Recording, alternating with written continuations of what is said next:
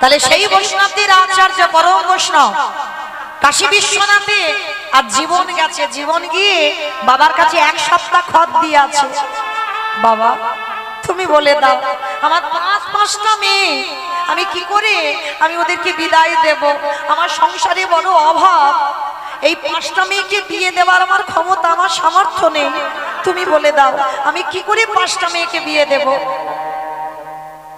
পরম বৈষ্ণব বাবা ভোলানাথ বলে উঠলেন, দৈববাণী করলেন, জীবন শোন বাবা, চলে যা তুই বৃন্দাবন, বৃন্দাবনে গিয়ে দেখবি বাবা যারা গেছেন তারা জানবেন মদন মোহনের মন্দির,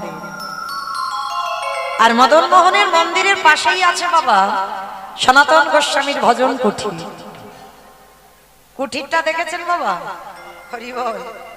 যারা যারা গেছেন অবশ্যই করে দেখেছেন, একটা ছোট্ট কুড়ে ঘর, আজও সনাতন গোস্বামীর সেবিত বিগ্রহ, একেবারে ছোট, মানে সেখানে শুধু একজনই বসবে, একজনই বসে নাম করতে পারবে, আর নয়, একটা ছোট্ট আজও আছে সেই খড়ের চাল, ছোট্ট একটা ভজন কুঠির। আর ওই সনাতন গোস্বামী পেয়েছিল বাবা পরশমণি পাথর,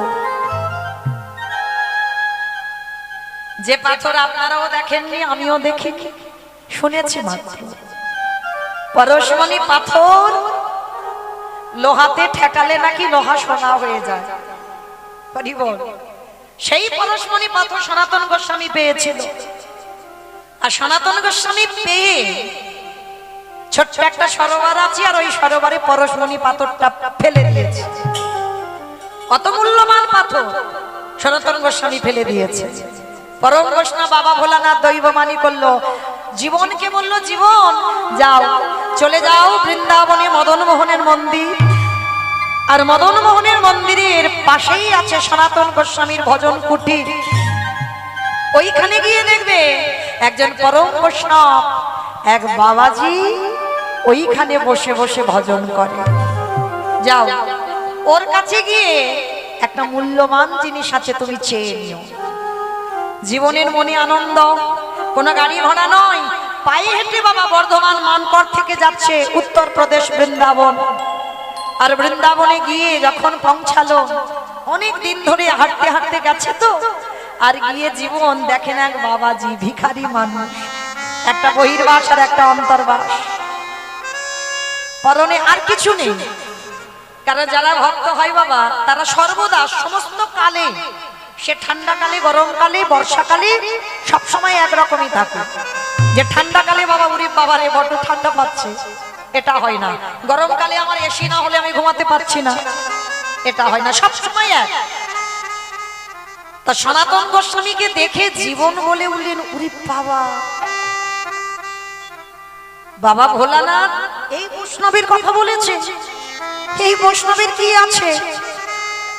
আমি যার কাছে চাইতে এসেছি তার একটা ভালো ঘর নেই, আর সে দেবে আমার পাঁচটা মেয়েকে বিয়ে দেওয়ার জন্য খরচের ব্যবস্থা। তার জীবন হাসতে হাসতে মনে মনে ভাবছে, বাবা ভোলানাথের বুঝি মাথাটা একেবারে গেছে। আমার মনে হয় বাবার মাথায় আর কিচ্ছু নেই, কিন্তু যাই হোক বলেছে যখন একবার কথা বলেই দেখি। হরি বল। জীবন গিয়ে দণ্ডবত প্রণাম করে বলছে, বাবাজি, ও বাবাজি, একটা কথা বলবো? আমি অনেক দূর থেকে এসেছি, বর্ধমান মানকড় থেকে, আমার পাঁচটা মেয়ে আছে, সংসারে খুব অভাব গো, সংসার চালাতে পারি না, ঠিক মতো মেয়েদের মুখে খাবার দিতে পারি না, কিন্তু মেয়েরা তো বড় হচ্ছে, ওরা তো ছেলে নয়, ওদের তো বিয়ে দিতে হবে, তাহলে আমরা খাবার যখন জোটাতে পারছি না, পাঁচটা মেয়েকে বিয়ে দেবো কি করে? আমি বাবা ভোলানাথের কাছে খত দিয়েছিলাম, বাবা তোমার কথা বলে দিল, তোমার কাছে নাকি একটা মূল্যবান জিনিস আছে, সেটা দিলে নাকি আমার পাঁচটা মেয়ের বিয়ে হয়ে যাবে। সনাতন গোস্বামী শোনা মাত্র বলে বলেন, ও তার মানে যে তোমার এই খবরটা দিয়েছে সে আমার হাড়ির খবরও রাখে। বেশ, আছে গো আছে, আমার কাছে একটা মূল্যবান জিনিস আছে, তো আমার তো প্রয়োজন লাগে না, ওসব নিয়ে আমি কি করব? যাও ওই যে পুকুরটা আছে ওইখানে একবার ডুব দেবে, ডুব দিলেই তুমি একটা পাথর পাবে, আর ওই পাথরটা হচ্ছে পরশমণি। ওইটা যদি তুমি লোহাতে ঠেকাও লোহা সোনা হয়ে যাবে, আর ওই পাথরটা যদি নিয়ে তুমি বাড়ি যেতে পারো তাহলে তোমার মেয়েগুলোর বিয়ে হয়ে যাবে। শুধু বিয়ে নয়, তোমার জীবনে অভাব থাকবে না, জীবনে খুব আনন্দ। পরশমণি পাথর, আর আনন্দে বাবা একেবারে নাচতে নাচতে ওই জলে ঝাঁপ দিয়ে পড়েছে। আর যেই না জলে ঝাঁপ দিয়ে পড়লো, একটা ডুবে পরশমণি পাথরটা হাতে পেয়ে গেল।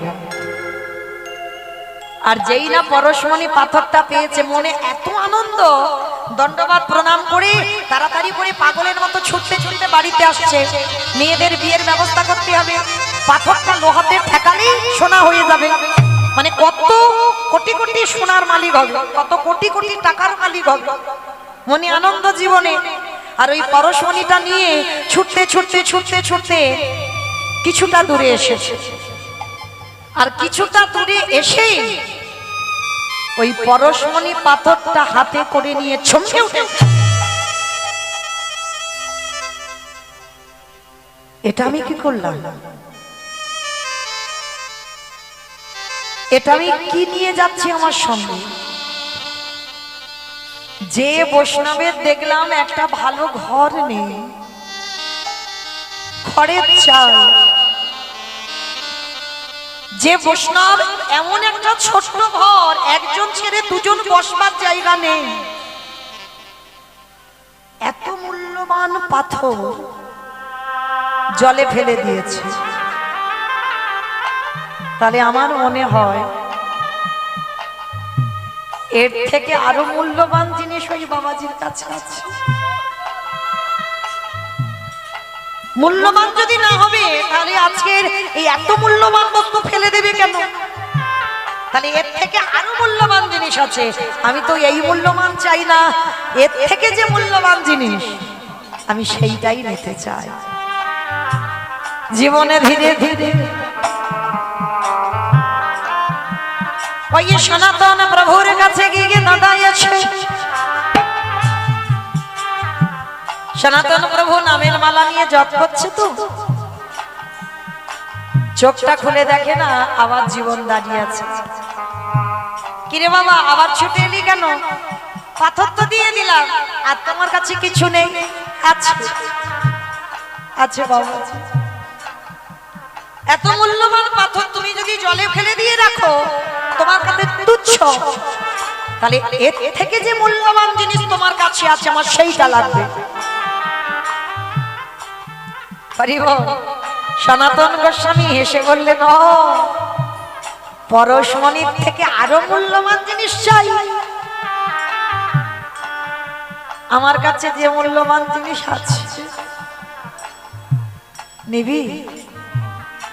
জীবন নেব বাবা, কারণ আমার শুধু মনে মনে হচ্ছে যে এত মূল্যবান জিনিস তুমি ফেলে দিয়েছো, তাহলে এর থেকে তোমার কাছে আরো মূল্যবান দামি জিনিস আছে, সেইটা আমায় দাও। যা, তারে যমুনা থেকে একটু স্নানটা করে আয়। যেই না স্নান করে এসেছি, সনাতন প্রভুর সামনে বসাই আছে, মাথায় হাত দিয়ে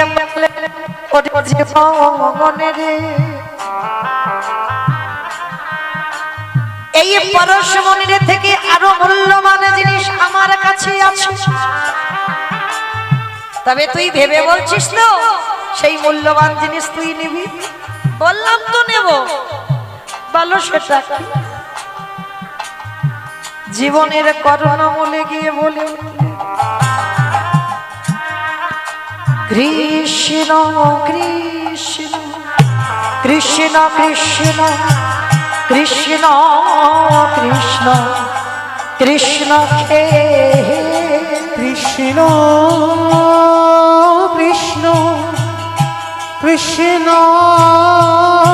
কৃষ্ণ কৃষ্ণ কৃষ্ণ কৃষ্ণ হে কৃষ্ণ কৃষ্ণ কৃষ্ণ কৃষ্ণ কৃষ্ণ কৃষ্ণ কৃষ্ণ খে কৃষ্ণ কৃষ্ণ কৃষ্ণ কৃষ্ণ কৃষ্ণ কৃষ্ণ কৃষ্ণ হে।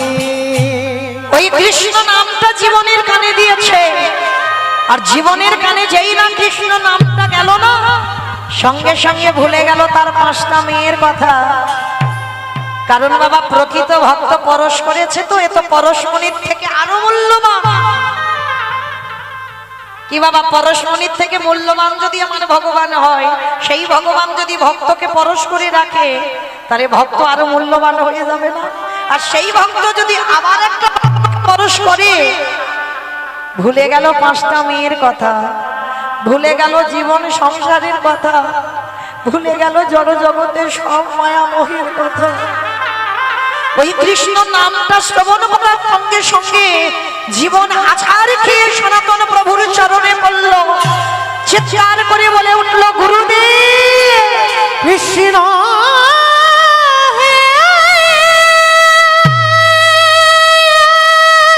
বক্সটা ঠিক করে, তারটা ঠিক করে না, আর কেমন হচ্ছে? দেখা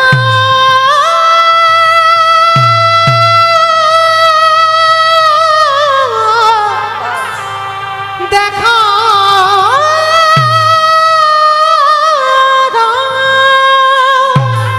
সনাতন প্রভুর চরণটা ধরে বলে উঠল, এই পরশমণি পাথর তো আমি আর নেব না। জীবনে নিজের হাতে পাথরটা ধরে জলে ফেলে দিল। জলে ফেলে দিয়ে সনাতন প্রভুর চরণ ধরে বলল, আর আমি আমার ওই 5টা মেয়ের কথা ভাববো না, আর আমি আমার সংসারের কথা ভাববো না। সনাতন প্রভু বলে বলেন, সে কি, তোমার পরিবারে সবাই আছে, তুমি পরিবারে আর যাবে না? না গুরুদেব, আজকে থেকে আমি সকল কিছু মায়ামোহ ত্যাগ করি, আমি কৃষ্ণ ভজনের জন্য তোমার চরণ আশ্রয় করব। আমার জীর্ণ তরি ছেড়ে দিলাম,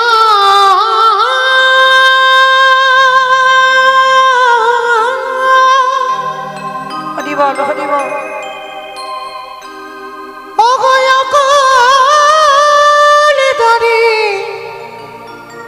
দরিয়া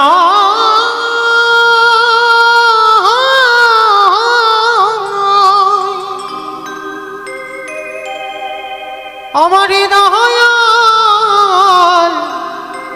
গুরু গো,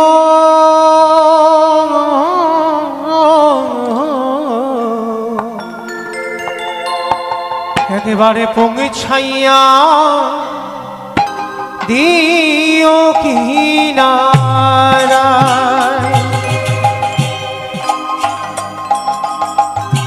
আমার জীর্ণ তরি। হরি বল হরি বল। ছেড়ে দিলাম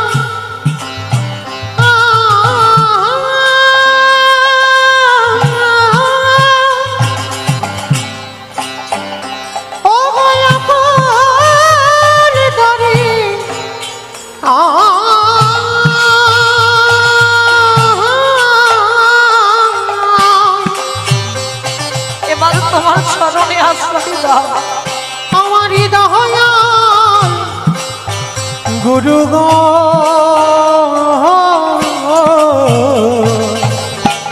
পৌঁছাইয়া দিও কিনারায়। দয়া তুমি বিনে এ দূরে দিনে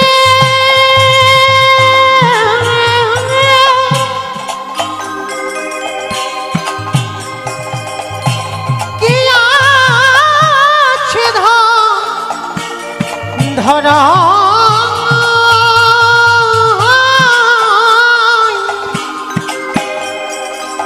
দয়ালে তুমি বিনে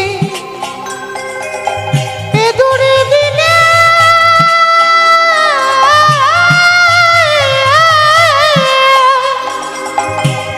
আমার কি আছে ধরা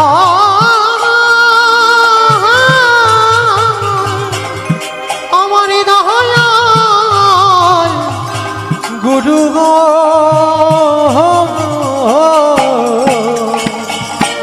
ওগি ছাইয়া নিতাই গৌর প্রেমানন্দে হরি বল হরি বল হরি বল।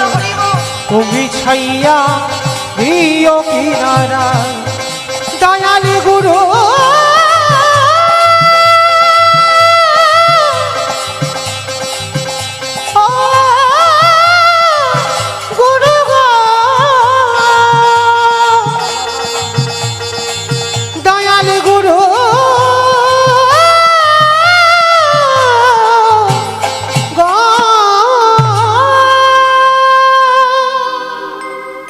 সেই জীবন সারা জীবনের মতো বাবা সংসার ত্যাগ করে 5টা মেয়ের কথা চিরজনমের মতো ভুলে গিয়ে বৃন্দাবনে সনাতন প্রভুর চরণ আশ্রয় করল। আর জীবনের অন্তিম সময় আমার রাধা গোবিন্দের নিত্য লীলা দর্শন করতে করতে দেহ ত্যাগ করল। নিতাই গৌর প্রেমানন্দে হরি হরি বল হরি বল হরি বল। আমরাও কি পারি না বাবা? এই বিষয়ে বাসনায় সবাই পড়ে রইল। ছেলে আমার, মেয়ে আমার, জায়গায় আমার, জমি আমার, বিষয় আমার, সব আমার আমার করে ভুলে গেলাম আমরা গৌর গোবিন্দ ছোট।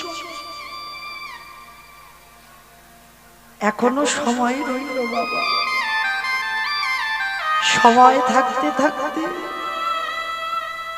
আমার গৌর গোবিন্দের চরণ ভুজে যাও। সময় গড়িয়ে গেলে আর এই ধরাই কৃষ্ণ ভজন হবে না কোনদিন হবে না।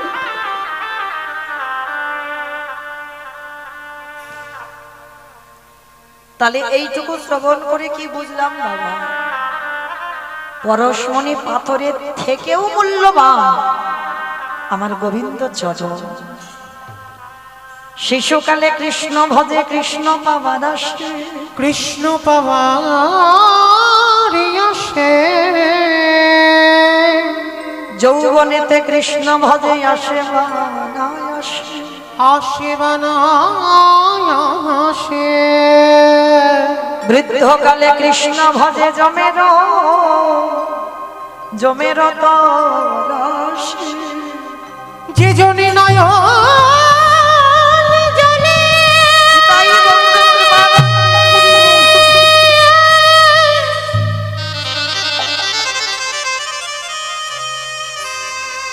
একেবারে কৃষ্ণ বলে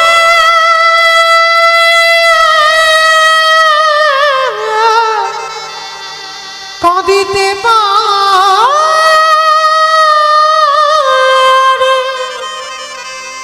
আমার ভগবান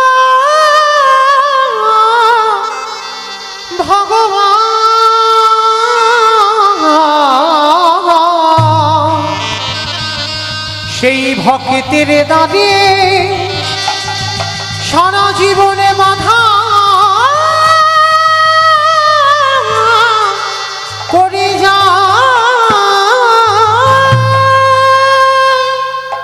যাদের আগে বসে আছো কেউ তোমার নয়, যত আপন মনে করো না কেন কেউ তোমার আপন নয়।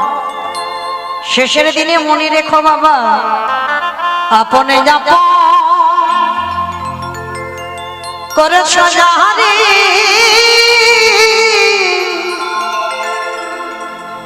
বন্ধু সে তো আপন নয়।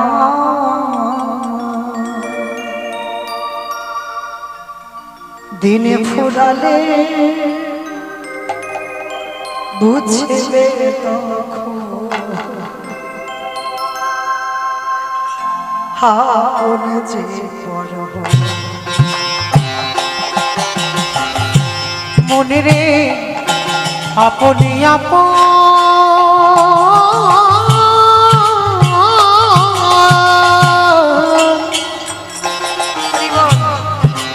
আপনি আপন করেছ জানি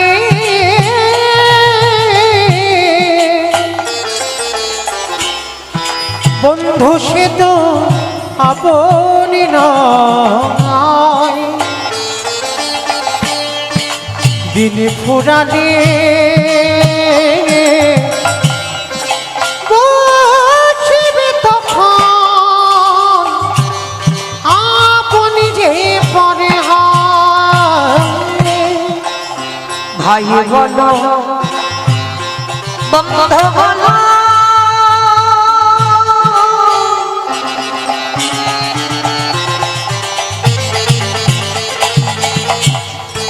কেউ তো কারো নয়। ওরে কেউ তো কারো নয়। ওরে মহা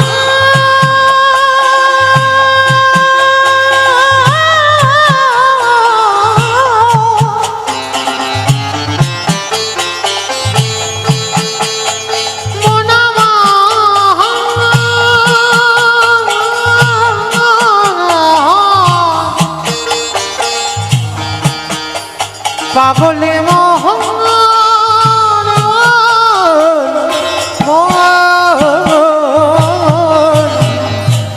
ভাই বলো বন্ধু বলো কেউ তো কারো নয় ওরে মোহন কেউ তো কারো নয় মনে রেখো বাবা, যতদিন তুমি সংসারে দিতে পারবে ততদিন এই সংসার তোমার ভালোবাসবে, আর যেদিন থেকে তুমি সংসারে দেওয়া বন্ধ করে দেবে এই সংসার তোমার আবর্জনা করে ঠেলে দেবে। তাই যতই আমার আমার করো না কেন কেউ তোমার নয়। তাই মহাজনেরা বলছেন সময় থাকতে কৃষ্ণ চরণ দুটো একবার বুকে জড়িয়ে ধরনি। তাই গৌর হরি বল হরি বল হরি ওই দু চার দিনের দেখা শোনা দু চারি দিনে দেখা শোনা পথের পরিচয় কেউ তো কারো নয় ওরে মহান কেউ তো কারো নয় মোনা মহান নিতাই গৌর প্রেমানন্দে হরি বল হরি বল হরি বল। ওরে মোনা মহান ওরে মহান আজকের তাহলে বাবা সময় থাকতে গোবিন্দ চরণ ভজতে হবে, তাহলে আর সংসারে লাঠি ঝাঁটা খেতে হবে না। তাই তো সেই চৈতন্য মহাপ্রভু জগৎ জীবকে নিজে আচরণ করে শিক্ষা দিয়ে দিলেন, ওরে কলির জীব সময় থাকতে থাকতে গৌর গোবিন্দ ভজন করে নে, আর ভজন যদি করতে পারিস সংসারে এই জ্বালা যন্ত্রণাতে আর থাকতে হবে না। কেহ বলে পুরাবেতে রাবণ বধিলা, কেহ বলে পুরাণেতে রাবণ বধিলা কেহ বলে পুরাবেতে রাবণ বধিলা, কেহ বলে পুরাণেতে রাবণ বধিলা গোলকের বৈভবে লীলা প্রকাশ করিলা, গোলকের বৈভব লীলা প্রকাশ করিলা গোলকের বৈভব লীলা প্রকাশ করিলা, গোলকের বৈভব লীলা প্রকাশ করিলা শ্রী রাধার ভাবে গোটায় অবতার, শ্রী রাধারে ভাবে গোটা জবতা হরে কৃষ্ণ নামে বহু করিলা প্রচার,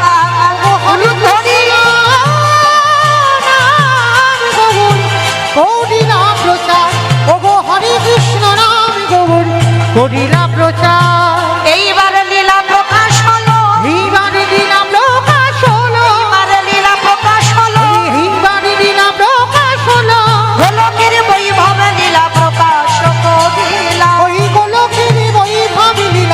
প্রকাশ করিলা বাসুদেব ঘোষে কহে করি জোড়ো হা করি জোড়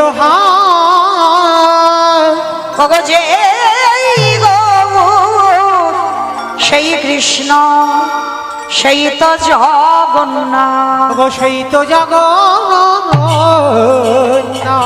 আহা বাসুদেব হো সে হে এইবারে লীলা প্রকাশ হলো বাসুদেব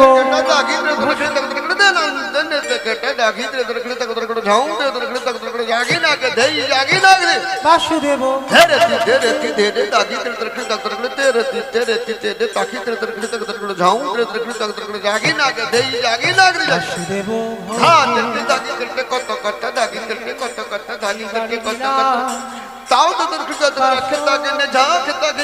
দেব হো সে কহে এইবার লীলা প্রকাশ হলো বাসুদেব ঘোষে কহে এইবার লীলা প্রকাশ হলো বাসুদেব ঘোষে কহে এইবার লীলা প্রকাশ হলো বাসুদেব ঘোষে কহে নিতাই গৌর প্রেমানন্দে হরি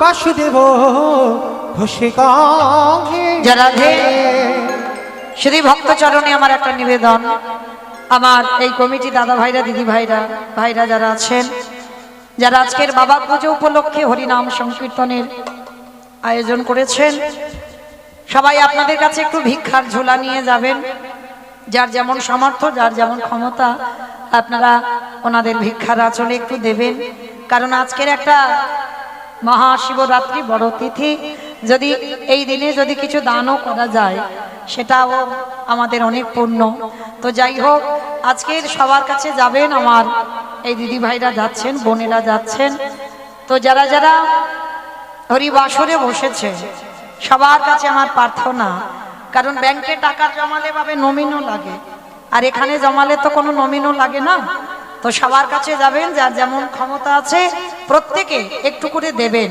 কারণ আজকের দিনে যদি বাবার নামে উদ্দেশ্য করে তিনি তো পরম বৈষ্ণব আর ভগবান বলছে আমা হতে নাম বড় নাম হতে ভক্ত বড় ভক্ত হতে ভক্তের পদধূলা আরো বড় তাহলে পরম বৈষ্ণবের চরণাশ্রয় করে যদি কেউ কিছু দানও করেন এই হরিনাম সংকীর্তনে সেটাও আমাদের অনেক পাওয়া তাই সবার কাছে যাচ্ছেন প্রত্যেকে দেবেন কিন্তু কেমন কেউ বইমুখ করে দেবেন না তো যাই হোক সবাই দান দেন আর সবাই একবার আমার সঙ্গে বলেন গৌর সুন্দর কি জয় নবদ্বীপ ধাম কি জয় সচির নন্দন কি জয় ধ্বনিটা হলো কি জয়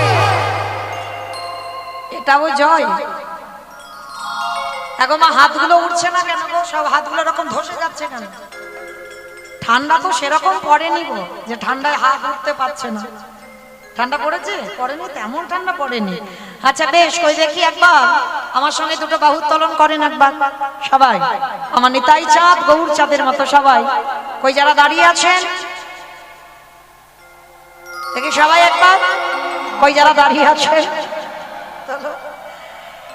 একসঙ্গে আমার হাতগুলো ধসে যাচ্ছে কেন তোলো দেখি সবাই একসঙ্গে প্রত্যেকে বলেন গৌর সুন্দর কি জয় নবদ্বীপ ধাম কি জয় সচির নন্দন কি জয় বিষ্ণু প্রিয়া কি জয় নিতাই চাঁদ কি জয় ভক্তবৃন্দ কি জয় হরিবাসর ধাম কি জয় সাধু গুরু বৈষ্ণব কি জয় আপন আপন গুরু চরণ জয় নিতাই গৌর প্রেমানন্দে হরি বল হরি বল হরি চলো দেখি এবার আমরা সবাই বৃন্দাবন যাব আর বৃন্দাবন যেতে গিয়ে একটা ভজন গাইতে গাইতে যাওয়া হবে কি মাইল একটা ভজন হবে তো একটা ভজন হবে ও সবাই কি গল্প করতে এত ব্যস্ত গো হবে বেশ চলো আমি আর আমার সম্প্রদায় নয় আমরা সবাই যাব তো যারা যারা যাবো কই একটু উলুধ্বনি দেন সবাই